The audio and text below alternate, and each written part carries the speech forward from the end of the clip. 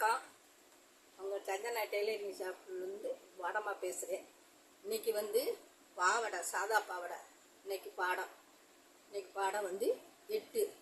இன்றைக்கி சாதா பாவடை தைச்சி காமிக்கணும். இன்றைக்கி வெட்டுறேன், நாளைக்கு தைச்சி காமிக்கிறேன். எல்லாம் இன்றைக்கி நான் இன்றைக்கி பாவடை, சாதா பாவடை வெட்டுற பாடம் வந்திருக்கு.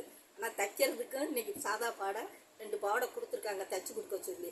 ஏன்னா அவங்க கொஞ்சம் முடியாதவங்க, அதனால் கொஞ்சம் அளவு உயரம் கம்மி பண்ணி சுற்றளவு கொஞ்சம் கூட வச்சு தைச்சி கொடுங்க அப்படின்னு சொல்லி 2 பாவடைக்கு கொடுத்துருக்காங்க.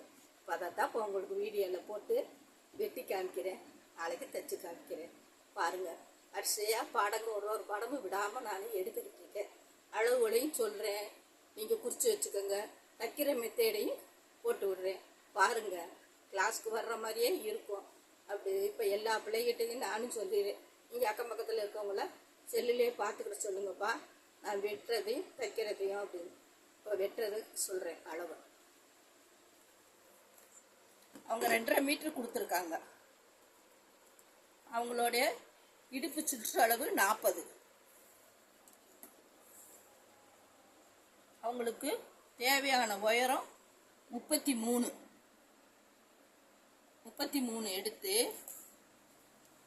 2.5ல் 2 பாட்டை எடுத்திருக்கேன். 33 சொல்லி இந்த அளவு நம்ம ஃபோல்டிங் நம்ம பக்கம் வச்சுக்கணும். வெட்டு இல்லாத பக்கம், இந்த கரபாகம் இந்த பக்கம் இருக்கணும். இப்போ என்ன செய்யணும், இதை மடித்து போட்டு 2 பாட்டாக வெட்டி வச்சுக்கணும். கரபாகம் வெட்டு இல்லாத பக்கம் இந்த பக்கம்.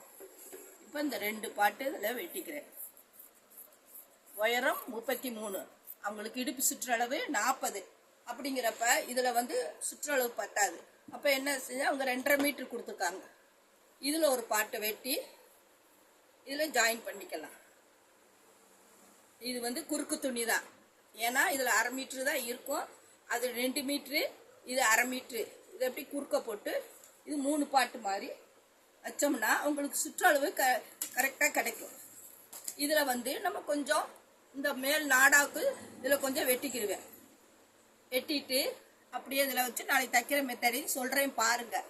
இப்போ இது அரை மீட்ரு, இது 1 மீட்ரு, 2 மீட்ரு, மொத்தம் 2.5 மீட்ரு. அவங்களுக்கு இடுப்பு சுற்றளவு 40 இன்ச்சு சுற்றளவு வர்றாங்க. அதனால தான் 2.5 மீட்ரு எடுத்து கொடுத்துருக்காங்க. உயரம் 33ல் 1 இன்ச்சு போச்சுன்னா 32 அவங்களுக்கு சரியான அளவு. இதுதான் பாவடையோட ஈஸியான மெத்தேடு.